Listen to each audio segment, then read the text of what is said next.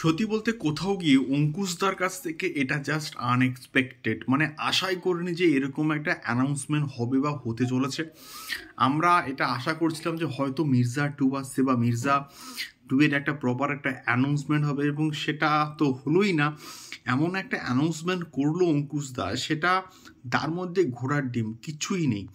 এবং কে কে থাকছে, কাস্টিং কারা কারা থাকছে, কিছু নেই। জাস্ট একটা মনোলগ, একটা ব্যাকগ্রাউন্ড মিউজিক, আর সঙ্গে সঙ্গে কিছু কিছু লেখা। এবং তারপরে যেটা আসলো সেটা হচ্ছে টাইটেল, নারী চরিত্র বেজায় জটিল।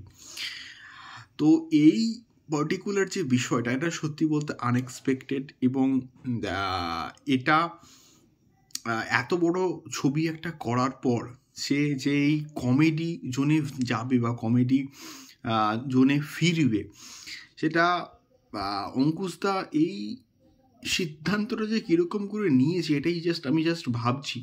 এত বড় একটা ছবি করার পরে, মির্জার মতো একটা ছবি করার পরে একটা সিরিয়াস ছবি করতো, বা এটা হলে আমার মনে হয় যে খুব ভালো হতো।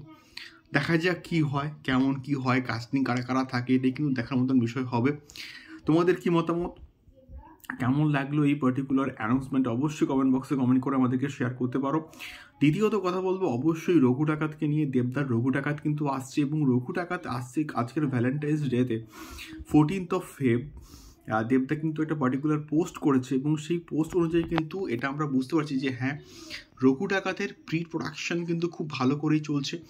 এবং যে ছবির প্রি প্রোডাকশন খুবই ভালো হয়, সেই ছবিটা কিন্তু খুব ভালো যখন শুটিং হয় তখন কিন্তু অতটাও কিন্তু পরিশ্রম হয় না।